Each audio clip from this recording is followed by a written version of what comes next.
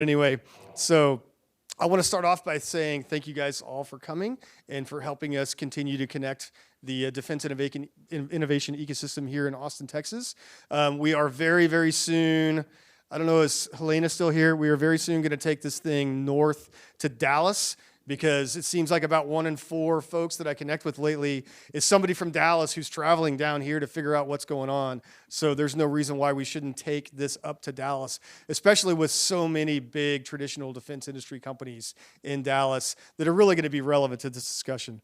I want to thank tonight's event sponsors, Service Engineering, Clark Dutterer, and the Defense System Info Analysis Center, DIA, Ted Welsh. And of course, our other sponsors, Aquila Commercial, Shane Walsh and Chris Perry are in the back. Thank you guys, as always. If this is TDIF's 3rd event or our 3,000th event, I'm always going to thank you guys as being the first ones to provide us that first check so that we can have that first event, which really is what kicked this thing off and allowed us to glide into South by on a really good curve. So thank you guys. LMI Ventures, Ian Foloas here. Thank you very much. TRI Austin, Mike Dingus. Thank you very much, sir. And then, of course, as always, Capital Factory, who their partnership with TDIF, their sponsorship of TDIF, their endorsement of TDIF gets stronger with each event. And it's because y'all keep showing up. And guess what? It's not just packing the room with bodies. It's packing the room with people who are having really good collisions and conversations. So again, thank you guys all. We got a great event. My co-founder, Brandon Conover, who's the brains behind this thing, he's the PhD, has put together some really good tech transfer, bringing together a lot of great scientists and partners, so I'm just going to let him come up and talk about it because I couldn't explain it anyway. Well, thanks a lot, Kevin. And we do have a great program tonight. We're going to be talking about how small businesses, emerging businesses, transitioning businesses can get involved with the defense innovation ecosystem. So we're going to talk a little bit about some tech transfer and how larger businesses are helping smaller businesses achieve some of their goals. But next, I want to bring up Clark Dutterer from Service Engineering, our main sponsor this evening, to give us a little bit of discussion about service. Thank you. Thanks, Brandon. So I'm Clark Dutterer. I'm the Vice President of Business Development for Service Engineering. I just want to give you a little bit of background on service before we get started here. So we're a 350 employee company, second generation family-owned company, which is a little rare. We don't have a presence in Austin. So I was talking with my bosses back in Maryland, and we said, okay, how can we get involved down here? How can we understand this ecosystem that's evolving down here? And so around that time, I got an email from Brandon about TDIF, and I said, all right, well, this seems like a good way. So we said, all right, let's do an event around speed to capability, right? So you see the tactical resupply vehicle we have over here. It's a great example of a vehicle that was developed over several years, starting with the DSI contract, which has a core analysis task mechanism to it, which is a expedient FAR-based contract task mechanism, and it's morphed into funding under a lot of OTAs. But the thing I wanted to highlight is that Mark Buckwitz, who's going to be on the panel here, runs our applied technology operation. And Mark has been working for the last 4 years with a small business in the UK called Malloy Aeronautics. And Malloy has pretty much all the IP on the platform, except for the common control module is Malloy, proprietary stuff. They had no DoD experience, right? So what I've always thought is, how does the government reach out to a company that has no DoD experience, and how do they expect them to understand the lingo to be able to kind of just snap their fingers and come right into the fold? And I think what I found is that happens through mentorship of another company, and it's mutually beneficial. So we've developed some IP in this relationship, and Malloy has gotten a really great start in DoD contracting. And so there's a program, a record memo that was dropped for this capability in January by PMA 263. So it's definitely a success story. So ask Mark questions about it. I'm a BD guy. He's a lot smarter than me. So ask him all the hard questions. Thank you.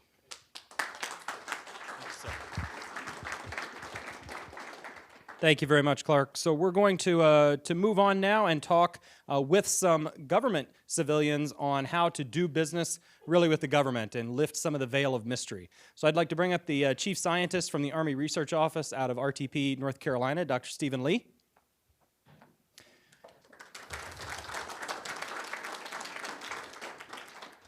And Ms. Nicole Fox, also from Army Research Office, in charge of the SBIR STTR program for the Army Research Office. So thank you. Thank you both for being here tonight. And Stephen, I'll let you take it away. Thank you, Brandon. Actually, I'm with DCAA. Anybody know what that is? I'm here to audit all of you. Hold still. It's really her. No, just kidding. Thank you, Brandon. Thank you to everyone for organizing this. I've been pushing Brandon and some of my folks to spend more time down here from the Army Research Office. I'm the chief scientist of that office, and if you're clear in government speak, that means I'm not chief of shit, and I'm not a scientist. But I can move government paperwork very quickly. Are we recording anything? Oh, okay. So I was just going to try to have a candid conversation. So the Army Research Office has been in Raleigh-Durham, North Carolina for almost 70 years. We started at Duke campus and then moved into RTP. We fund in our organization, just as some background, primarily research in academia. And one of the things about that research in academia, we need to have those partners in industry, small businesses, large businesses, to transition, take those ideas, move them forward. Often the programs work with both small businesses, large business primes, and with the labs of the Army. The Army Research Office is a part of the Army Research Laboratory. One of the big differences is we have no laboratory at the Army Research Office. We are a bunch of funding program managers, lowercase. Much like NSF program managers. But we're heavily involved with SBIR, STTR, and all the mechanisms of contracting, granting, and legal processes to get you money in your hands for your idea. And I'm all about innovation. My favorite terminology with the past director of our office, we have a brand new one. So what does that mean? Change, new opportunities, innovation, great opportunities where our office will be changing how we do business and bringing in new people. That's my favorite. I tell people all the time, talk to my guys. I answer every email, and I'm responsible as chief scientist to make sure all the program managers answer their emails, which I do a lot more than I would like to, because it is personality-based. You can tell I'm a loudmouth and say a lot of things. Some of them are scientists that are shy and reserved, so you have to pull information out of them, and I can help you do that. We have about 40 program managers. They invest across all areas that the soldier might be involved in for basic research. Interested, there's almost nothing we're not touching at some level. Our budget's not always the biggest. We only spend $500 million a year. So there's lots of opportunities. You'll see in here in a second from Nicole, one of our main programs is STTR, getting small businesses working together with academia. What I'm very much interested in innovation, and there's a term I think I stole from a Navy called innovaction. Let's get something going. Let's have that conversation, start moving it to the hands of the soldier, the warfighter. I do a lot of work, in particular, supporting special operations within the general area of the East Coast. So lots with Fort Bragg, with Virginia Beach, with SEALs out there, with Camp Lejeune, if everybody keeps up with how to say Lejeune. At the end of the day, there are a lot of opportunities, and the hard bit, even for me, is getting genuine, constructive feedback and understanding what the soldier needs. Because we often change what we think we need. As soon as you show us something, we're evolving what it is, but you want to stay there and continue to have the conversation. I always tell the academic groups that come and talk to us about, research, well, I talked to the program manager, he didn't seem really interested in what he was doing, it didn't align with his program, and then 6 months later, this is the entirety of his program. It's a conversation, an education that goes both ways. So while you might meet somebody that's not interesting, they'll probably remember what you're doing, and then one day they might see that solution. So there's a lot of one-on-one individual interaction that I encourage people to have. Come to events like this. I do this quite a bit in different places. Hard to measure, but occasionally something comes out of it where I made that introduction where something does get to the field. I have, sadly enough, different kit and gear that I field the special operations, the Big Green Army, may never get. But every month there's something that we've changed, modified, whether it's a weapons system, a holding, a new ladder.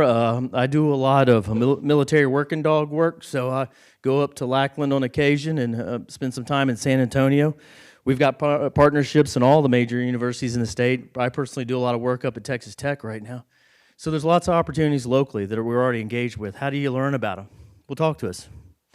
Come and see where things might fit in. There's the Army doesn't even know all the platforms where it could possibly use a drone like that, right? It doesn't even know the answer it doesn't even know what it's asking for. You almost have to tell it what it needs. And that's having that conversation and demonstrating new ideas. But you have to get to that point. There's no one perfect government program out there. There's the Army Research Office, the Office of Naval Research, the Air Force Office of Scientific Research, all have substantial resources that they're going to put into fundamental research, innovation, technology development. We all operate a little bit differently than the same, and that is to confuse the enemy. Confuses us too. But anyway, so what I would encourage is everyone here, it's interesting. I answer almost all emails. The longer it takes for me to answer it, meaning more than like 3 or 4 days, it was a harder question. So that might be a challenge into itself. If you never hear from me, it was a damn hard question. But what I would do is, if you have an idea, just float it by me. I'll try to identify and work with you to find the person out in the laboratory system or the government user, the operator, get it in front of them and begin to find people that could perhaps engage you on your new idea, concept, capability. I have a team of folks that support me. Brandon off and on is supportive of what I do in helping transition things and organizing events and getting me involved like this. But feel free to send me an email. Brandon has my contact. I've got a lot of business cards. Come up, say hello. I can't guarantee there's always a place in the Army or Navy or Air Force where what you're working on might be used or it'll be easy to implement. But let's continue to have that conversation. Change how the government thinks. Change how we practice business. Because I promise you there's nothing more reassuring than to getting something in the hands of the soldier and getting it field so that DCAA can come and audit you. I still deal with that 15 years later, asking me about contracts that are long dead and gone. Well, PIs are anyway. But so there's lots of opportunities out there. We're going through a big change now. There's nothing absolutely more guaranteed than whatever I would talk about today or Nicole presents on the SBR and STTR program, it will change tomorrow. Because we are trying to redefine how we do business, both across the science investment, the technology investment, the legal framework, the contracting, the granting actions. And, it's a chance to impact that and be involved and get new ideas. Here in a little bit, Bill may mention some of the things that AAL here is doing. But there's a great chance to look at new opportunities. Now's the time to jump on it. You're located in the best location to do that. Contact me. If you have questions, if you got complaints, we'll talk about them. And I can certainly get them in front of people to discuss how can we fix these programs and make them work better. So I've had a little experience. I've been unfortunately doing this. Well, fortunately, I love my job. 21 years. And when I started, I was invested with a program in chemistry. I did a lot of chem biodefense related work, basic research in universities. And, I chose upon myself to take that university work and try to transition it, work with industry to get the kid into the field. Now, it was really nice that recently, it wasn't nice to say my wife went to Afghanistan for 3 months, but she did. And she went to the SIF at Fort Bliss, picked up all her gear, and like 3/4 of the chem bio gear she picked up was something we'd helped develop out of our program. And, so there's a real product out there. It's really impacting, it's protecting the soldier, it's helping empower them to do everything that they can out in the field. And I find that really satisfying. And some of these things, the program managers wouldn't look at them at the time. So how do you change? And it does take time. Some of the kit fielded in 2003, right after I got there. Same kit fielded to the National Guards. I didn't tell you who the customer was. I'm not going to. But in 2003, it fielded to a customer. In 2007, it fielded to the National Guard. I am really hopeful that next year the Big Green Army is going to field it. It's a program of record now, and it's going to start getting out there. So that can be a path of transition. But that was 20 years. And right now, AFC wants to change that model and do things different. So, one of the things I'm standing up from my end is saying, yeah, we got to do it differently. And we got to bring the people to the table and engage them earlier and more often. So I want to hear your ideas. Contact me individually.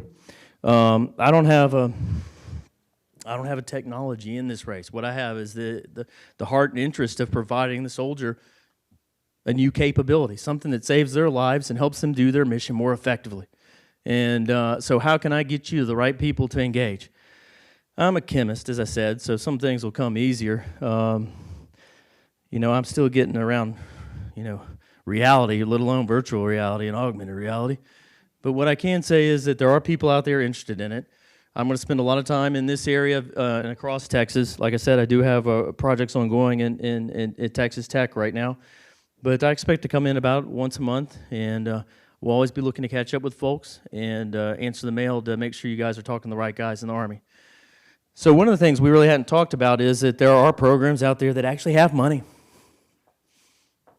right now that are operating. The SBIR and the STTR, our core program has about $500 million on a bad year. It runs up to $1 billion with our customers. We do a lot of work with DARPA, IARPA, USDA, the medical side of the Army programs. We're leveraged and get engaged to all of those. So the key gets to be is, let's have that conversation. See where your idea's at. How can we mature? What does it take to take you to the next level? Who do you need to talk to within the Army or other parts of the DoD? I love my job. I love working with you guys. I love hearing about what you've got going. My challenge is to take what you guys are doing and really integrate it into the processes and of the Army as they change, take advantage of them. I'm looking forward to many more discussions as we come out. The next thing I really wanted to do was give Nicole a chance to talk about the SBIR, STTR program out of the Army Research Office. I've dealt with small businesses all the way from a startup that just started. They got themselves as the one employee. They're staggering backwards, wondering how I'm going to do the accounting.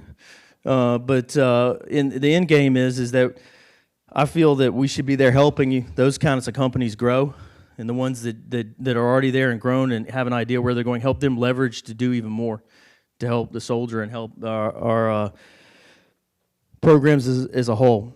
With that, I'm going to let Nicole get up here and talk a little bit about the SBIR, STTR process. I did have a big slide of the DoD 5000 acquisition process, but it was so blurry because you couldn't read it, so I didn't present that. With that, I'll let Nicole get up here and talk a little bit about a small business and STTR. My office writes a heck of a lot of topics, so we're always looking for new ideas and new topics, and she's the one that transfers them through the process and makes sure they get published. Am I supposed to be taking questions? How much money did you say you had in your budget? Oh, well, there's always tricks to this, right? So the office as a whole spent about $500 million. I thought I heard $1 billion. So in a good year, it's $1 billion. So our customers change every year. The acquisition center does $1 billion on a regular basis, but we're not always involved with it. Other parts of the Army. Yes? Can I make a comment? Yep. Uh-oh. Thank you so much. I first got a grant from ARO in 1960. I wasn't there, but they hold me accountable. I know, but $5,000 to bring the technology out of Germany into the United States. Mm-hmm. I've now produced 66 PhDs, 166 masters, and you guys started me. Yeah, well, thank you very much. That's exactly what we plan to do. So it's something to think about, and it actually is in the context of this, and I just got off the rails, and it was a good thing that you brought it up, is we do have a lot of academic partners out there, and we're writing topics to transition those things.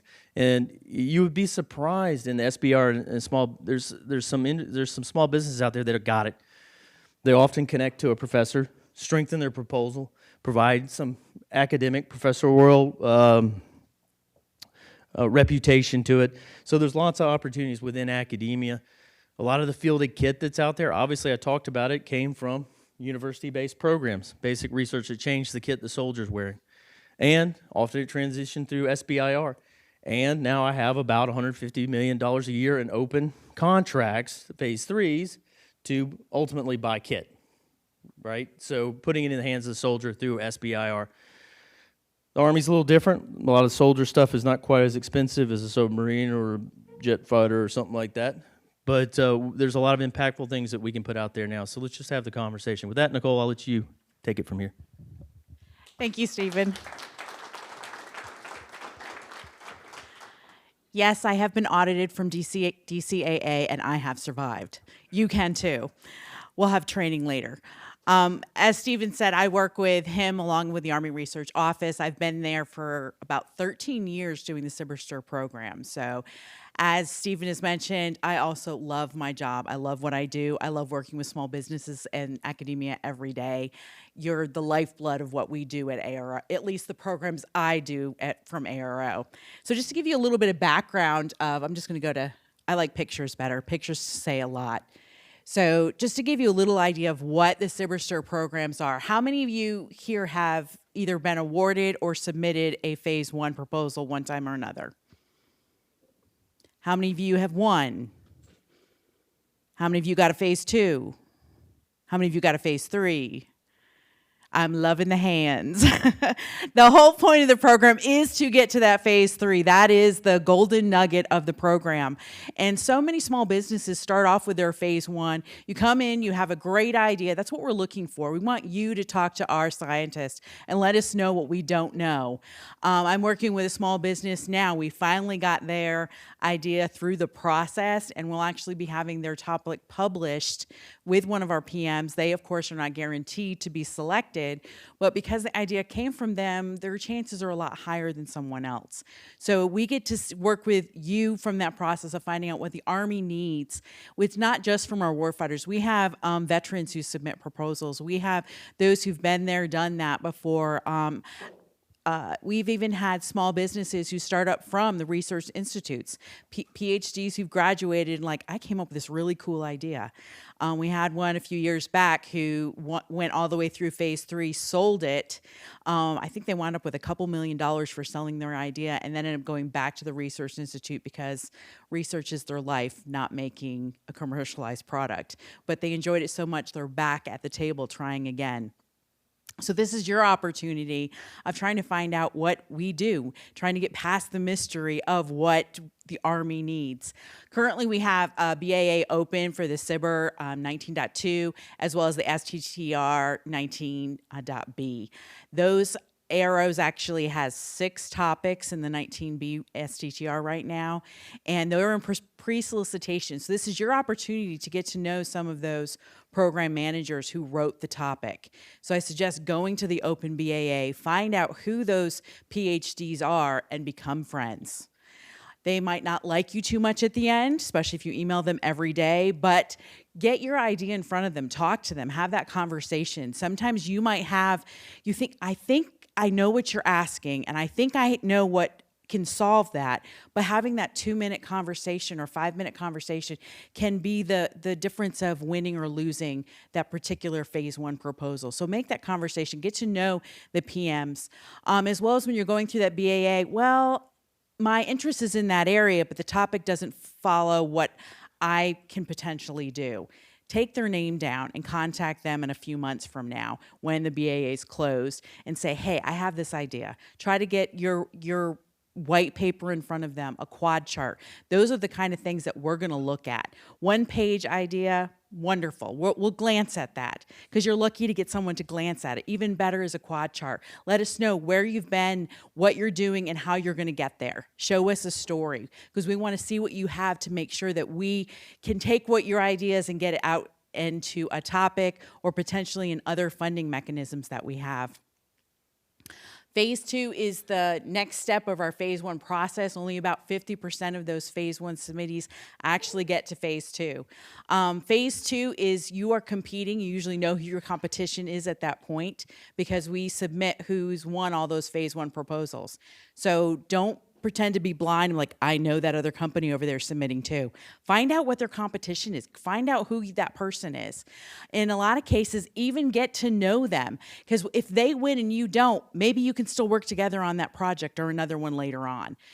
Get to know the people that you're working with.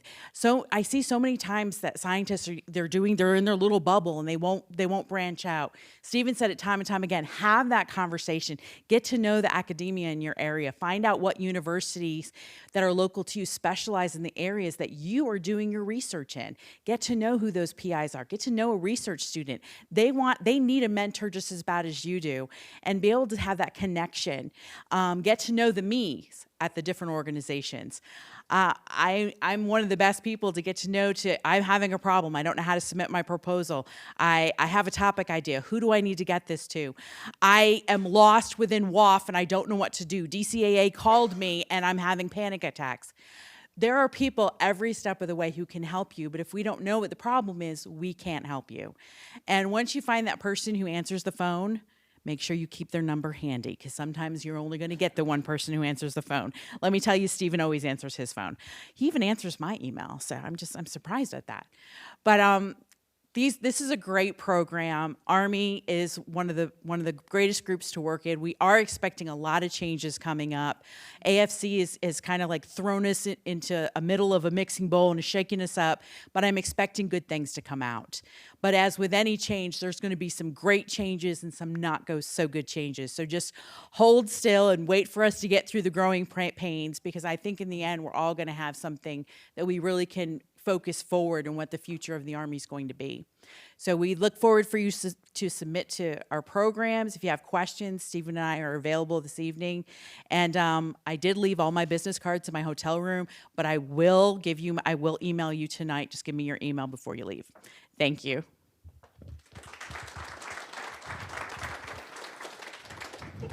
So thanks, Nicole. That was great. Real good overview. And the key is having the conversation next. I think I forgot one of the most important things. Most of the time, you expect somebody to get up and say, "What do you need?" I need better everything. So what is the Army Research Office interested in? Much like all of AFC, anything the soldier might touch in the morning. Same thing you touch: your clothing, the food, the vehicle you get into. There's research around all of that we're interested in. Once upon a time, I was told that we wouldn't do research in cosmology. We leave that to the Air Force.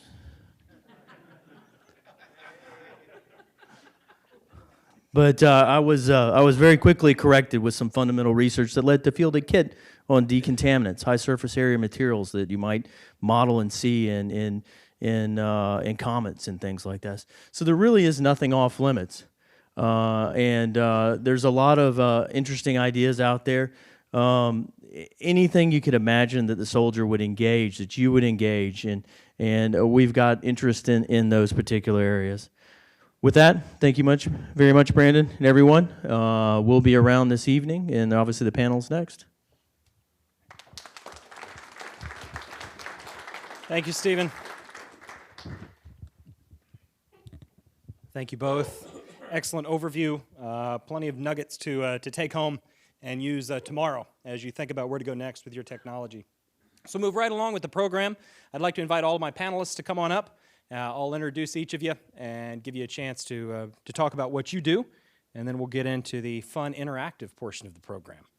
So, come on up. Grab a seat. A couple of microphones up here. We'll just pass them around. See where everybody sits, and I'll go from one end to the other. All right, we'll start on my far left there. We've got Bill Rupert, who is with the Army Applications Laboratory for Army Futures Command. We've got Les Nichols, Interim Director, soon to be Director, right? Yeah. Interim Director, Office of Technology Commercialization at the University of Texas at Austin. Mark Butkowitz, Corporate Director of Applied Technology at Service Engineering. Bob Thomas, he had a huge title. He allowed me to shorten it. He is the Division Tech Advisor for the Bioeffects Division of the Air Force Research Lab. And last but not least, Ted Welsh with the Defense System Information Analysis Center. So thank you all for being here this evening. And so we'll go from my far left back towards me. If you just give us a couple of minutes on who you are, what you do, and any particular piece of exciting information you'd like everybody to take home tonight. Okay. My name is Bill Rupert. I work for the U.S. Army Applications Laboratory. I'm actually a matrix engineer coming from the U.S. Army Research Laboratory out of Adelphi, Maryland. So I'm here on permanent assignment out in Austin. Background is in engineering, mostly in energetics, energetic materials, explosives, propellants, pyrotechnics, that type of thing. And I moved here to help to start up the Army Applications Laboratory. And in the Army Applications Laboratory, we're looking for basically disruptive technologies. We're looking for things that will change the way that we look at war in the future. We have a certain set of battle plans that we have that the military has drawn up, the concepts that we've drawn up to do that. And typically the way that we focus our technology needs are based on those battle plans, on the campaign plan that the Army's come up with.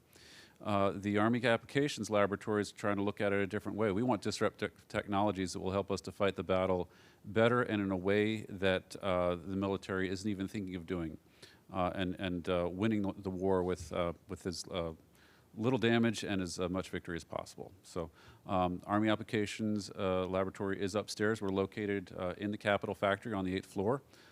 If you haven't been up there, it's a pretty cool space, so come by and join us. We are really still forming, just so you know. We're still learning how we're going to be doing business. And even though we're 6, 7, 8 months on, we're still trying to figure out the best way to do business, and we're open to suggestions and partnerships and everything else with the local community. We've so far had a lot of good activities, particularly here in the Capitol factory. We do have an office up in New York City as well, so we are nationwide with 2 offices. But we are part of the Army Futures Command headquarters, and as a result of that, we are the head of a several thousand-man organization. Our most significant alignment is with the CCDC, or the Combat Capabilities Development Command, which is a 14,000-person, about $3 billion a year business. So even though we are just a very small organization at the Army Applications Laboratory of maybe about 40 people, and really not even that because a lot of them are contractors and support, we have 14,000 civilians and soldiers, engineers, scientists, and with basically every discipline you can possibly imagine at our disposal. So yeah, we're here to do good work. We do have a broad agency announcement that's out there, so anybody who's interested in working with us, you can go to our website and take a look at it, and if you have something interested, you can submit to it. So that's me. Sorry, I went on a little long. Very interesting. That was good. Thank you. My name is Les Nichols, and I am the interim director at the Office of Technology Commercialization for the University of Texas at Austin. My background is chemical engineering, and I was 25 years in industry before coming to UT 10 years ago. So I worked as process engineer in process design in chemical plants, and for 10 years I was with Charles Koch at Koch Industries.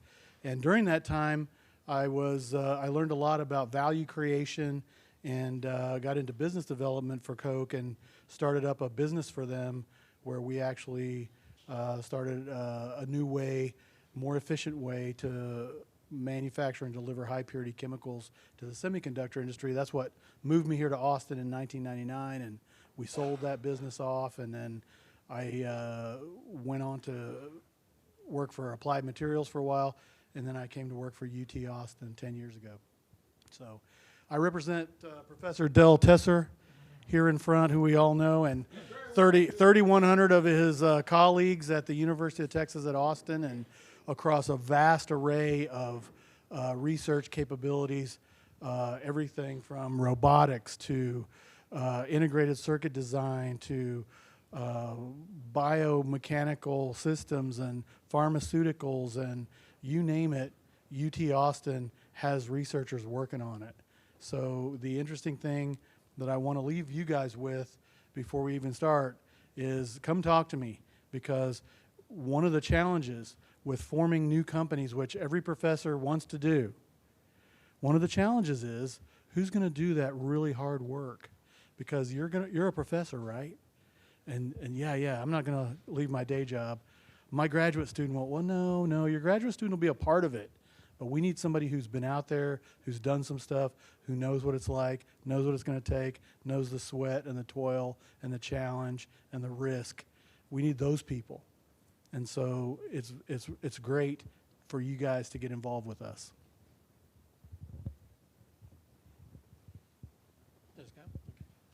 My name is Mark Buckowitz. I'm going to say, I guess, the best description of what I do is I run sort of a small version of a Skunk Works for our company, just on a smaller scale. But we get involved. We've worked on probably over a dozen different SBIR grants. We're currently working with the Texas Advanced Computing Center here in Austin on some high-performance computing tasks. One of the things that we've worked on the last couple of years has been related to unmanned drones. It got started off, as a hover bike, where the original vision was we're going to have soldiers flying around on hover bikes. And very quickly, the generals were like, I don't think I want my soldiers flying around. We already lose soldiers every week to motorcycle accidents because they get out of school. They get their first check, they buy the biggest motorcycle they can, they go out and kill themselves. So I don't think we want soldiers flying on motorcycles. He said, but you can carry their gear, okay? So we adjusted focus, and so now we have a fleet of drones that carry different levels of payloads. That one that you see over there carries about 50 pounds, been field tested in different bases around the U.S. But we also have platforms at 150 and 400 pound payload classes. So, what we've been working on is how do we take these relatively large multi-rotor platforms and make them tactically useful. And so, part of the work, as Clark mentioned, is we're working with a company in the UK to work on the core drone technology. But a lot of the work that we've been working on is everything from computer vision, satellite communications, cyber protection. So what we want to do is make sure that, number one, that we can take out our adversaries' drones, but we're going to try to make it as hard as possible for them to take out our drones. But we also are key at making these very low cost, right? Because we want these to be semi-disposable, right? We don't want our adversaries coming at us with, very cheap things, and we've got these $1 million platforms that we throw up against them, right? So there's the balance that we've had. So again, work on a large cross-section of technologies.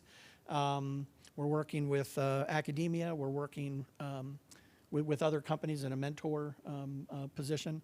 So for me, I guess it's, I would say my dream job, because I get to play with a bunch of different technologies, and I got a lot of very smart guys in different disciplines, because I think some of the best projects that we work on is when it's a task that no one person can do alone. That when you have half a dozen people and they're all contributing, you're able to achieve more than any one person, and those are the best tasks. Good evening, everyone. I'm Bob Thomas. I am the tech advisor for one of the 5 divisions in the Airman Systems Directorate of the Air Force Research Laboratory. We have a lab down in San Antonio that's about 200 scientists, but we are part of a larger organization, the Human Performance Wing and Airman Systems Directorate, which looks at any aspect of the Air Force mission which includes an airman. And so, as you might imagine, that is almost every mission within the Air Force. How do we train those operators? How do we optimize their performance? How do we maintain that performance in the light of everything from stressors to threats? And also, how do we restore that performance in a medical sense if something happens to the airman? So that Airman Systems Directorate has 5 research divisions like ours. So almost 1,000 researchers all together working on that mission. The headquarters for the wing is at Wright-Patterson Air Force Base. We are a detachment of AFRL there in San Antonio. There are many opportunities with us across the board. Those include small business opportunities. We've recently had 2 major contract recompetes. One was $88 million over 5 years. Still opportunities within that as a subcontractor if you have technologies of interest to the BioEffects group. One of the reasons I'm here today is I was a member of the team that conducted the 2030 S&T study for the Air Force Research Laboratory, for the Air Force. And if you have not looked, if you look online, that strategy has now been released in a form to the general public. And it covers everything from technology areas in which we're going to invest to the way that we're going to do business with everyone from small business to large business across the country.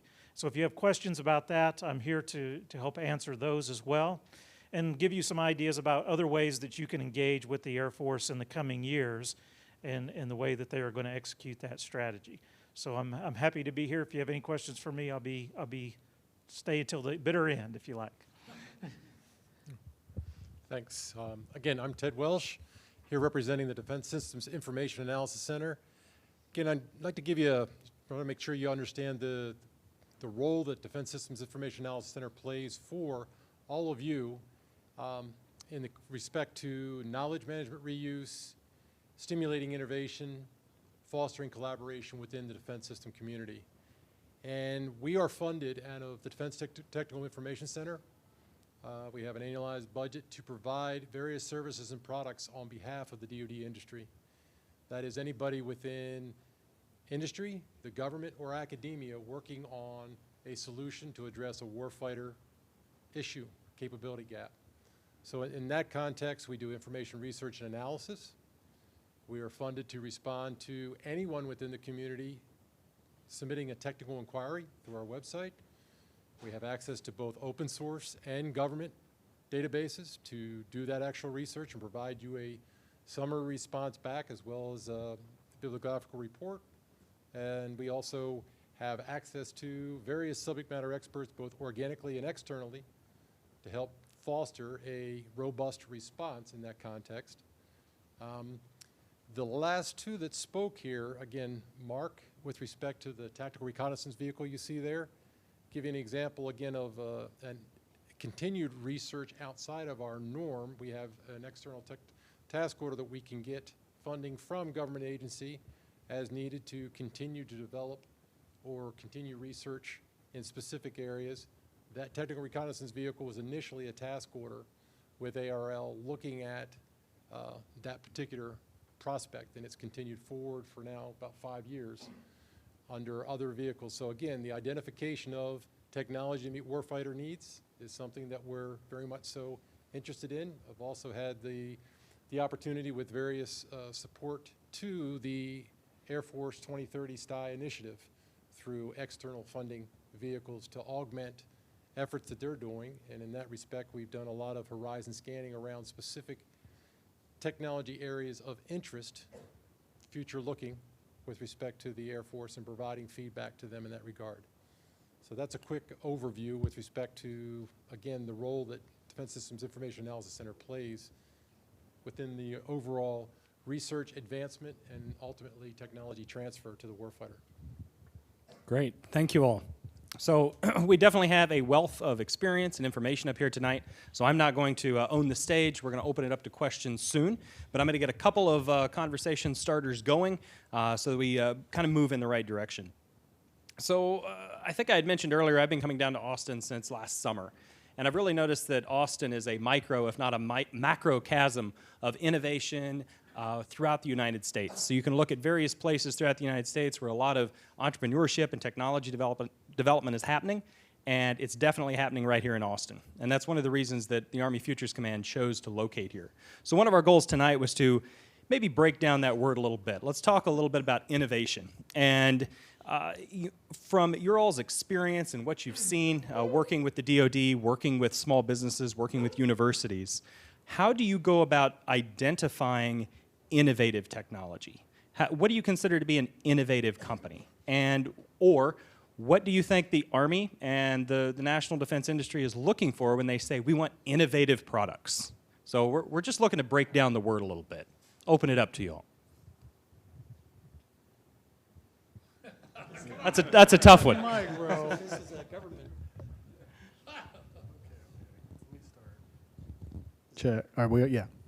Innovation from the university perspective, I think we're starting to realize it's taken a while, but our researchers are starting to realize innovation is not just that cool idea that you and your graduate students were able to show on the bench scale.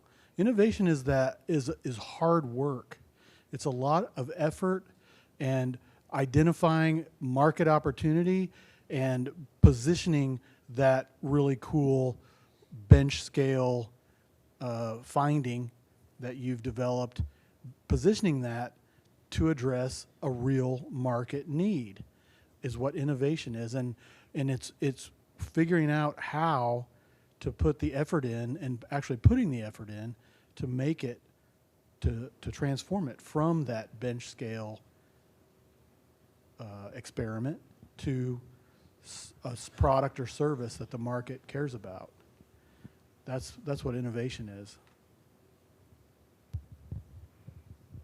I'm the government guy, so I gotta got to answer it. So innovation to the Army. So let's start off with Army Applications Lab works for the Chief Innovation Officer at the Army Futures Command. So it's in our DNA within our office to look for innovation. So we are looking for things that are disruptive, things that are very different from what's already out there. Now, in the way that the Army has to look for things is in a systematic fashion, right? So we have the 8 different cross-functional teams that exist within the Army, and I can go through those, but you can look them up if you need to. So they're in various areas of things that we're trying to find technology in, but I'll give you an example. One of the things we're looking to do is to put together something called the highly electrified platform. Not an electric vehicle, not a Prius or a hybrid like that, but an electric platform. What does that mean? We're looking for a truck, a large vehicle that can also power weapon systems on the back of it. That can do shelters and that type of thing. Well, that's not really all that new, but we're looking for something that is disruptive in that area where we can have regeneration of the entire vehicle in 15 minutes or less. That's not something you can do with an electric vehicle right now, right? So we're looking for something you can charge really quickly, a capacity to hold a ton of energy in a very short period of time, and also be able to regulate all that energy, looking for disruptive ways of managing the energy on the platform. So for us, I'm giving a specific instance, but we're looking for innovative ways of approaching that problem, rather than going to the old, okay, we can get engineering design drawings and materials out for what we know. We have, like I said, we've got 14,000 scientists and engineers who can figure that out. And we've got tentacles into pretty much every university and every major contractor in the country that we can go out and ask for that kind of thing. We're looking for new ideas, different ways of approaching that problem. So for us, innovation is that new approach to do it. Another area we're looking at is in precision navigation and timing. Read that as GPS. Okay, but instead of having GPS, is there another way to figure out when and where you are at any point on the planet, whether you're in a cave, whether you're in a tunnel, whether you're in a GPS-denied environment because somebody's spoofing you? Is there a GPS that's telling you that you're in New York City even though you're in Austin because somebody's got something that's telling you you're in the wrong place? Is there a way of figuring that out without using GPS, without using some of the standard methods that are out there? What's a new way of doing that? To us, that's innovation, looking for something completely different, off the charts, a new way of looking at things. Yeah, I'd like to add to that the way in which the innovative ideas are connected is often through efforts which have an envisioned application of the researcher or the small business, but it takes someone to connect that idea with an application that was not foreseen in order to be disruptive. And part of my role in the Air Force Research Laboratory and folks with a similar job is to try to make that connection through participation in events like this, talking to you all, and also things like AFOSR reviews. So 2 weeks ago, I was with Dr. Lee. We were at a biophysics review, a group from Chile talking about machine vision through neuromorphic computing. And of course, they had applications in mind, like I'm going to use it to watch people at the airport and identify something. But the solution to my problem was that is a very robust simulation of the human vision system, and I am looking at threats or optimizing like a flash grenade non-lethal weapon. I can use that technology, solve that problem. That's an approach that we had not considered in the past. And so the Air Force Research Laboratory is offering on the afresearchlab.com website the ability for you to go online and try to make connection with those subject matter experts or the scientists and engineers that might see your application in a different light or the solution to their problem. So I would encourage you to do that. I would encourage you to participate in reviews, events like this as you can. Bring those ideas forward with your application in mind, but be open to the fact that that's a solution to someone else's problem you had not foreseen. I'll just interject and say if anybody's got a GPS denied navigation technology, let me know, because that's a tough nut to crack, and so certainly interested in that kind of technology as well. I mean, the old joke, there is one out there, right? I mean, there's one that was been used for hundreds of years, right? A sextant and an hourglass. That'll work in GPS denied. It's not innovative.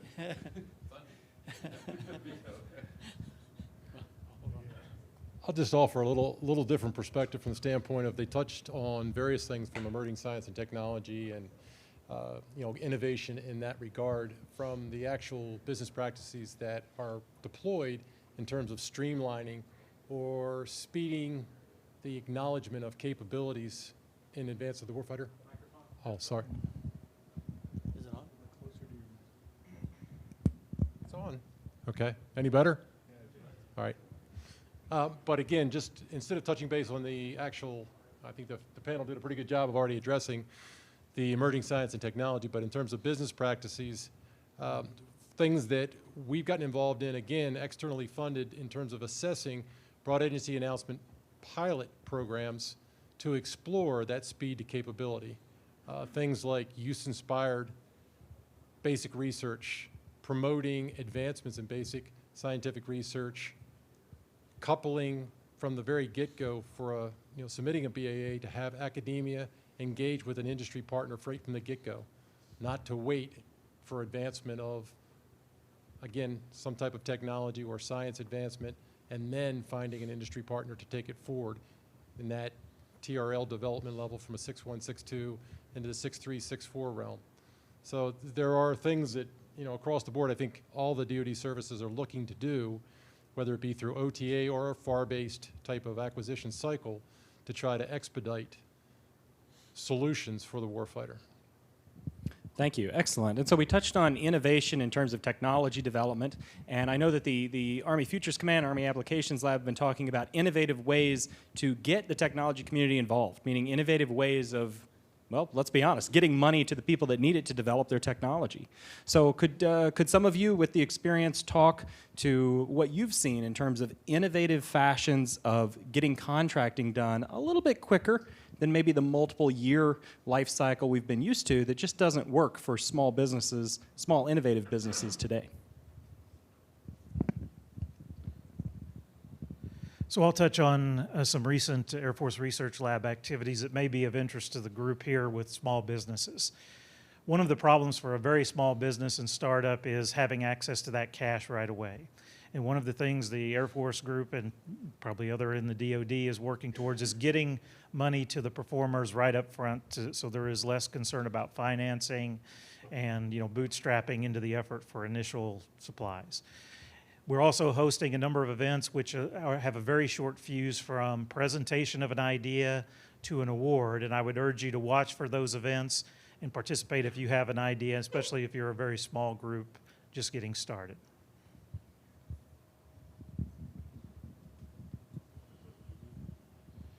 So, I mean, the new way, although it's not all that new, of getting money out faster, better, is through an OTA or other transaction agreement.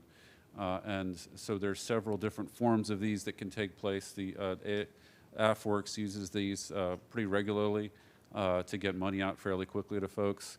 It's also if there is an OTA in place with a nonprofit, for example. The biggest one that's out there in the Army is the Defense Ordnance Technology Consortium, DOTC. They put out $1.5 billion through this OTA per year, and it's a consortium of companies that basically they get together, they form a consortium, they are connected to a nonprofit that runs it. The government sends the nonprofit money, the nonprofit distributes the funds. It's what they call a non-FAR, Federal Acquisition Regulation based mechanism, and it's a good way to get money out if you can be part of that. So that is a great mechanism for doing. And to answer your question, I don't know that's all that innovative because it's not new. It's at least 10 years old, maybe more than that. But we are looking within the Chief Innovation Enterprise, the Chief Innovation Office. It's a new name, so I'm not sure what our name is yet. But the level above AAL, we are looking at reinventing the SBIR process within the Army, maybe working on the STTR process as well, and looking at ways of getting those monies out a little bit quicker than the 6-month cycle that it takes to get them out now, being able to respond in a fashion where we can put out needs more rapidly than once every 4 months, I think it's out right now. So where we are able to get those things moving faster. So we're looking at alternative ways of getting that part of the process done. We had a conversation earlier, Stephen and I had a conversation earlier about, okay, you can get all that in place, but you can't speed up the Army Contracting Command. They are who they are. You can't speed up the lawyers. They are who they are. So there's things that are going to be bureaucratic barriers to doing things quicker. We're looking at ways of refining some of them, but one way or the other, we're looking towards faster ways of doing things. We'll see how it pans out. So I guess I'll just add that this is from my perspective on the contractor side is depending if you're a small outfit. So service is, again, we're probably a mid-sized small company. We still compete on the SBIR front. But I think what, in a nutshell, everybody's saying is contract vehicles are king, right? Because government may have money, but they generally don't write you a check, right? They're going to electronically send money to some organization that has that contract vehicle, hopefully with you, right? And then you can spend money and bill against that contract. So SBIRs are great. It's a great avenue. But if you can establish other contract mechanisms, whatever they are, right? I would say the more the better. But then also the mentor protege. So we work on SBIRs. We have an OTA through DOTC. But we're also partnered with larger companies on other contract vehicles so that when a customer has money and they're like, hey, sometimes they can't send it to the SBIR program because the government has different colors of money, right? So like, oh, well, this is this color of money, so I need a contract that can handle that kind of money. So having multiple contract mechanisms is going to help. And again, the smaller you are, probably the more you want to look to team up with somebody a little bit larger that has been through that before to help smooth that over, because you don't want to basically just have a single contract. That would be because when there's always a dip, even with the SBIR program, there's generally a dip between the phase 1 and phase 2. You still got to put food on the table. So that's I guess my perspective. Excellent. And did you have a comment? Yeah, I was just going to highlight there's one other option that is probably something that you may or may not be aware of, but through the Innovative Disruptive Hubs, again, you have an opportunity to interact directly with respect to technology advancements that you think may be applicable. Again, they have various tech demonstrations that they're always asking for technology proponents to bring forward and demonstrate their capabilities in support of a warfighter need. Those Innovative Disruptive Hubs have a vehicle themselves, an OTA vehicle, that they can go reach out and prototype things very rapidly and get them in the hands of the warfighter for assessment. And they could sometimes go through iterative a number, but again, that vehicle is available also to you as a means of getting something quickly in the hands of ultimately the warfighter and potentially fielded. Thank you. Yes, please. Yeah, question on the same lines of that. The Air Force just recently completed their Air Force Pitch Day. We're up in New York where they've got, you probably heard about 51 companies got a SBIR phase 1 on the spot. I think the longest it took was 3 minutes to get something on contract. Is the Army considered doing anything like that or the other services? Yes, absolutely. Yeah, we're working towards that. Yep. Working towards it. Working towards it. Yes, sir. 2 minutes. May I comment in a broad sense? Certainly. Thank you, but I needed the microphone. Thank you. Well, because we have such a great panel, you're coming from very different directions. I'm going to raise a question of great magnitude. Now, I've been in the business 60 years. I sat on the Army Science Board. I sat on the Air Force Science Board. I sat on the NASA Science Board. I've been in Russia. I've been in China. I've been everywhere. Now, the problem is Future Combat System failed, right? We all know that. Now, why? The mechanicals are too weak. I'm mechanical. We're being spent at 15 times less money for funding than electricals. Now you got an unbalance. You can't survive with an unbalance. Who's winning? The Chinese. They're balanced. The Russians gave up a long time ago. The Germans are still on the mechanical side. They're very good at it. We need to come into balance. The mechanicals are too weak. We can't do this by this constant emphasis on data management, command, no response capability. You can't have a modern airplane, you can't have a modern battlefield system if it has only one configuration. You can't respond to a bunch of threats 10 years from now, 20 years from now with a one configuration system. We are losing, and we need people like you guys to work that. I hope I raised the question properly. Anybody else? Who wants to take that one? Thank you. Any response? But AFC is responsible, right? You guys, would you agree with that? You should say that. All right, general agreement, I think. Good. Any other questions currently? Yeah. What kind of legal restrictions come with any of the funding that happens? Some of the clients I work with have dual-use technologies, and it can be as simple as things like paint, thermal paint, and they don't want to they're hesitant to get involved with anything U.S. military or government related because it will impinge upon their ability to sell overseas. Or even to potentially to other domestic, but certainly overseas is a big one. So I can touch on that just from my perspective. Most contracts, if you're developing a capability under a government contract, generally the government's going to have government purpose rights to that technology. So you can own it, but the government's going to have the rights, again, assuming there's mixed funding. Now, if you develop something and you're like, hey, I want to bring this to the government, then you have to make sure right up front you declare that. When you say, hey, this is existing IP, it's mine, right? You can't have that. And then the government then is going to decide, well, do we want to give you a contract or not? But if they agree to those terms, then you can go forward with that.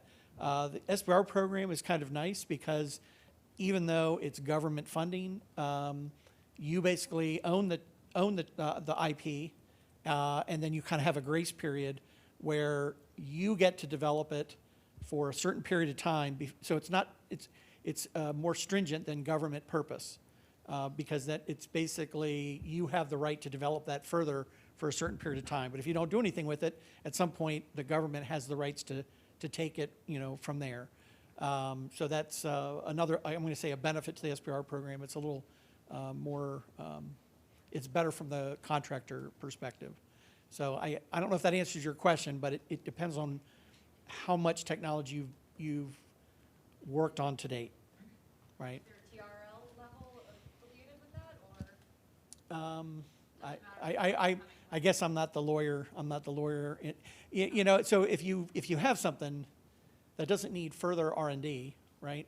So let's say you have a patent on something. You've developed it, you've proved it out, and you want to go to the government and say, I want to take this technology and do something with it for the government. That's clearly existing IP. You have a patent on it, right? That's the easy thing. But if you say I have this idea and I need government funding to prove it out, then that's going to be more in the mixed use, right? Where the government's going to say, okay, you can own the technology, but I'm paying to bring it to a certain, to demonstrate that capability. They're going to have rights unless you negotiate something in advance. That's the default is, they're going to have government purpose rights unless you push for something more than that or something different. Anyone else want to wade into the legal morass? Yes, Kevin. Yeah, I just want to say, and maybe for Bill, because you maybe have looked at this more directly, but is what you just said consistent with the new IP policy published by the Secretary of the Army back in December, which I believe, paraphrasing, it says that the government, or the Army at least, is going to take the least amount of IP rights that are essential for them to be able to use I mean, you stated that very well. So to answer a couple of your questions a little bit, but not quite completely, right? So one part is if it's 6-1 funding. So so the Army has all different colors of money, the DoD has all different colors of money. If it's a 6-1 funding, which means it's very basic research, there are no restrictions on that. In fact, by law, it has to be publicly published when you're done with it. You can't keep it within the government. So, but that's very basic research. There are going to be restrictions, ITAR restrictions on certain things when they get to certain levels. There's no question. But it all depends on, is it a component? Is it a system? Is it a material? You know, so if you're telling me you've got a new alloy for tungsten, well, you can't put a restriction on a new alloy for tungsten, but a new alloy for tungsten that's in a penetrator formed to a certain size and shape. Okay, so it all depends on what it is, right, and how the contract's written and what the intended purpose of it is. If you do develop a new alloy for tungsten that works in the penetrator, but you decide to use it for a different application, well, then it's still usable. So it all depends on what it is. So it's not a really an easy question to answer. And I am not a lawyer, by the way. Well, you did a very good job with the lawyer question. Thank you. You had a question in the front. I did, actually. So a few months ago, I submitted a SIBR paper, and one of the we got passed over, but one of the feedback elements that we got was that the Air Force does not want to be the only customer of the product that we're offering, and you know the product that we're offering, we don't really have an application. It's not a product yet, but it was mature enough that we could competently show it to the Air Force and say, you know, look how this could benefit the warfighter. How do we, as a small business, how do we go about? You know, we're talking purely technology here, technology that we could be purpose developing for the warfighter and not thinking dual use. The impression I got was that they're not interested in purpose-built technologies. They were only interested in dual-use technologies. Am I misunderstanding that, or is that accurate? Answer for you? We're looking into dual use. The basis of the program, they're always wanting you, because sometimes... I can't hear you very well, I'm sorry. I apologize. I have a cold too, so that doesn't help. We're looking for dual use. So basically the program is set up for that. You're not only going to assist our warfighter, but you as a small business are going to stay in business. So you're not just going to be selling to our warfighter this, but you're also going to use that technology you develop to potentially support our police, medical, some other type of field. So they're always going to be looking that you have a focus not just on this one and done military application, but you're also going to be looking out to your future as a small business. I've worked a number of SBIRs, right? And for every one I've won, I've lost at least two, right? So we always look at those debriefs to pull things out. And I think one of the keys is when you look at the grading policy that they have, right? How they rate things. And so, you know, the commercialization is a big part of the rating. So you can have the best answer for something, but if someone has can answer the same question, but then they have a better commercialization, they're going to get an extra point, and that's going to be the difference, right? So even though you may have a working tech, sometimes the difference comes down with the competitive nature of those grants. You know, of these that are technically acceptable or would solve the problem, which ones do we think are going to make it in the long term? So, you know, that's a tough call. The commercialization. I will say myself, I'm always focusing on the technical, and then I've got to force myself to make sure I'm like, hey, we need to bring in some marketing people or have some other eyes on it to make sure that we're covering all the bases on those proposals. So it just seems a bit short-sighted to me, because there's going to be a lot of technologies that are going to get passed over, because there is, I mean, the technology was built for the military, and yeah. I hear you. I've been there. So that's really it to the SBIRS TTR program, right, which is focused on ensuring that small business can be a viable business. So if you have something that is very unique and single purpose, it could just be that SBIRS TTR isn't the path for you. But there should be other ways, other folks to talk to within DoD that would have a need for that. Is that fair to say? Do you all have an example, or is that just fair to put it that way? So just think of SBIRs as one of half a dozen different contract mechanisms, right? Oh, well, again, DSIAC has a contract vehicle. OTAs is another contract. I mean, there are a number of different contract mechanisms. So, that might be something where you say, hey, is there someone, again, you have a white paper, not a full-up proposal, but a white paper, if you get someone, in the government that's interested in that and has money, then the question is how do they get that money to you, right? So you don't necessarily have to wait for a topic to come out on the SBIR, because then you're trying to target an existing need, but it doesn't mean that those ideas can't be floated and some seed money. It may not have SBIR level funding, but if it's a good idea, I think that the government can break some funding loose to at least get you to the next step. One more question on that topic. Just a comment back on these questions. Not sure what your technology is based on being built for the warfighter, but I'm sure there's federal civilian agencies, Homeland Defense, law enforcement agencies that may be in consideration for you to take your technology and grow it outside of the military focus. And realize too that the government or the military always buys military-specific things. I mean, to be an extreme example, there's no dual use for a tank, right? So there's a single use for a tank. So, and we do research in tanks and missiles and everything else. Well, that's true. No, yeah. So, yeah. Well, and I think that leads into the one other thing that I wanted to touch on tonight, which is partnerships. I can say, at least for myself, that I haven't done anything in my career where I was not partnered with at least one other company or a university or even someone within the DoD infrastructure. And so I wanted to note that we've got 2 folks from industry, 2 folks from government, and 1 from a university. And I think all of you have experience with partnerships on some level or another. So why don't we start from the university perspective, because you're in a different mindset, I think, than industry would be. What do you hope that small businesses do to interface with you and move a technology towards transition out of the university? Yeah, thanks. We have so many possible diamonds in the rough, you might say. And so the idea is to engage.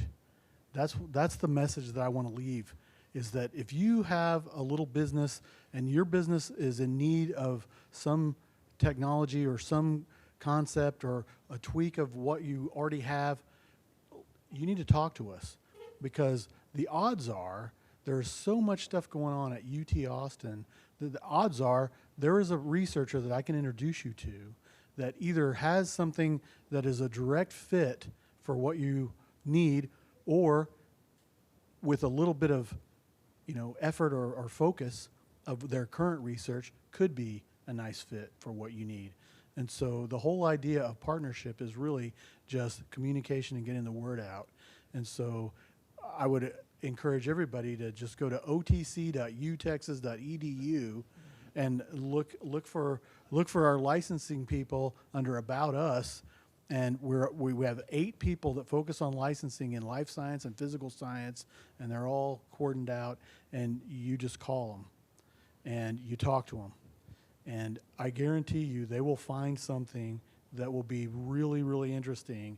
It may not be a perfect match, but maybe that researcher has some work close enough to where they tweak it a little bit and it's dead on what you need. So it's all about just reaching out. And the STTR program is expecting that to happen. Is that fair? We're expecting, through a requirement, thank you, that small businesses work with, I think it's nonprofit, so it does not, does it have to be a university, or can it be another type of entity? A federally funded research, I can't remember the last, FFRDC, the acronym, there's a link Right. on the web that you can also, there's a certain list of those you can participate in. So because of that, folks like UT Austin are sitting there hoping that you will engage, right? Come to us as a small business, because Absolutely. they want Absolutely. access to those mechanisms just like you do. Any other comments on partnerships? I'll add that, being a partner means that you're engaged and participating as a colleague in addition to business relations.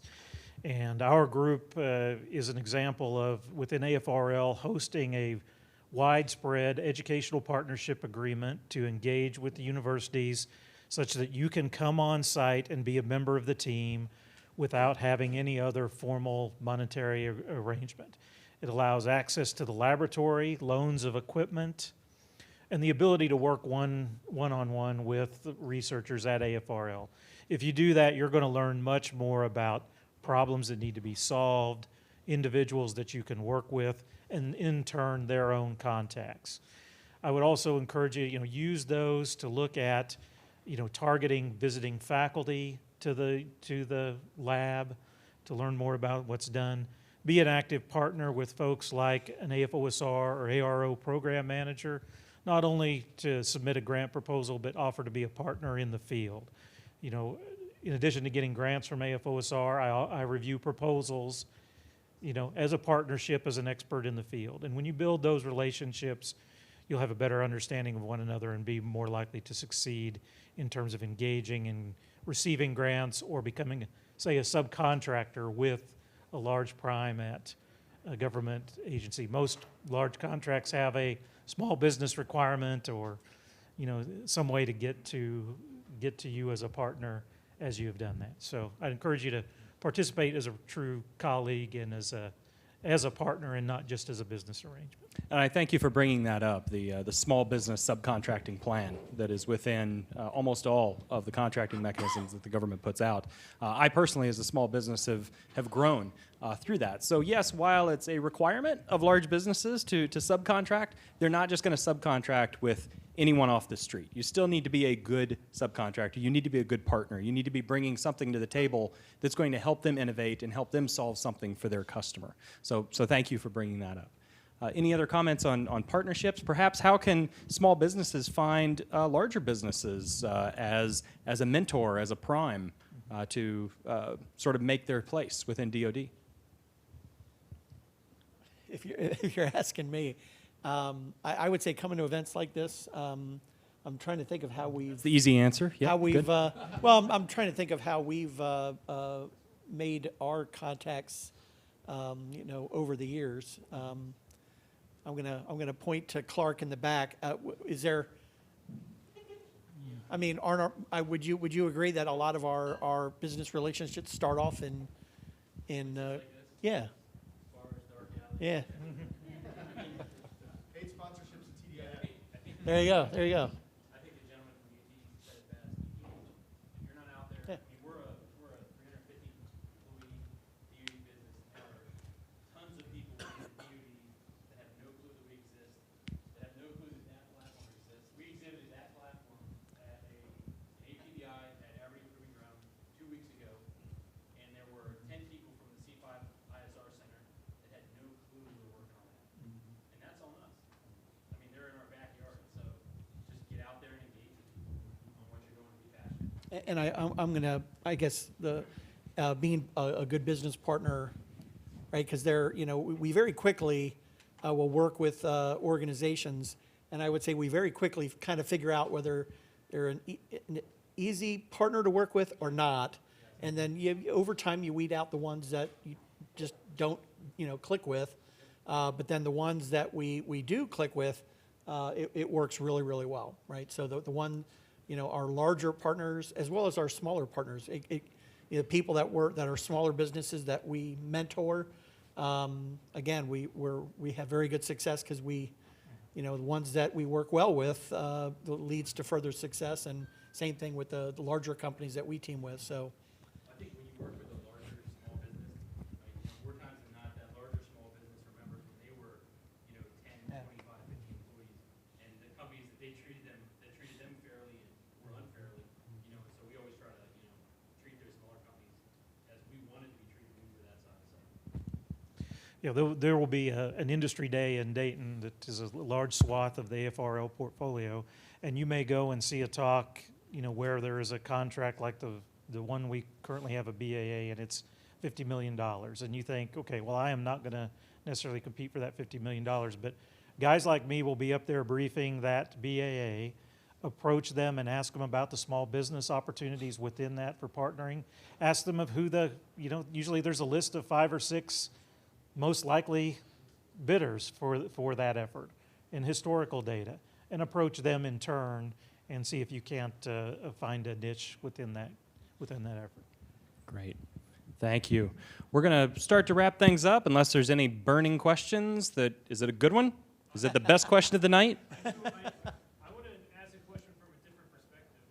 I come from, I'm here at AFC headquarters, so I'm a DOD, DA employee, but I'm on rotation here, and I come from the PM world.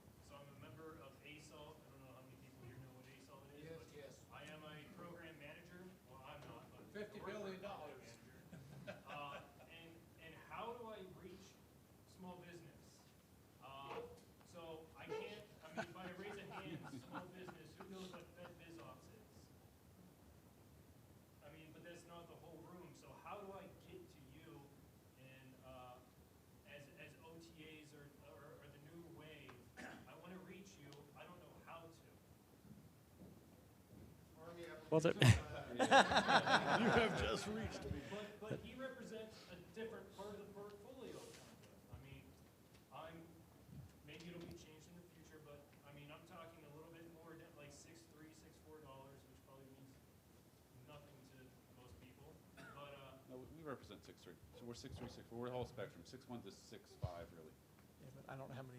What if you work with some of the state Department of Economic Development boards? Texas has one, Virginia has one, North Carolina, Missouri, Michigan. They all come and represent out in the Middle East and Europe for all the big defense conferences. But it's hard for me to reach out all those different, the DoD has FedBizOps. Is there something similar? Do I put it on Facebook? What are you guys checking to know about these opportunities? Speaking for me, that's why I'm at the Capital Factory, because this is now the hub of basically all military technology activity in Central Texas, as far as I know. And Kevin's kind of even been brought into the fold now officially, apparently. So.